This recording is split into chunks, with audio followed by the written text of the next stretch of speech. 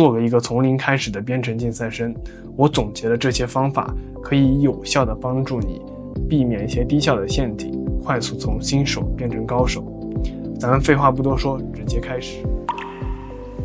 利用短视频平台作为入门加速器，这些平台的价值在于高效浓缩。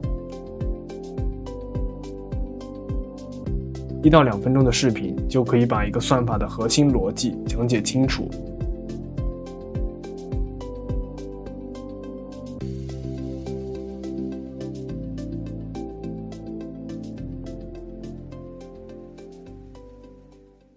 第二，用人工智能作为你的教练，这不是科幻，而是当下最硬核的工具。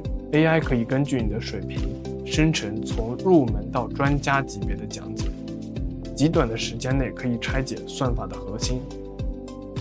这是我用 GPT 学习将近1年的对话，直接复制代码丢给 AI， 它可以分析战绩，也可以检查边界条件。更有价值的在后面，我称之为降维打击。这是我从无数次失败中提炼的经验，系统性的输出知识，指导新手发表你的个人博客或者 GitHub 项目。这不只是炫技，更是在强化内功。它不仅可以给你带来源源不断的动力，而且可以让更多的人给你纠错。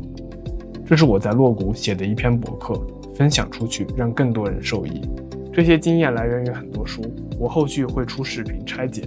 如果你感兴趣，就点赞加订阅，让我们行动起来。感谢你的支持，我们下期见。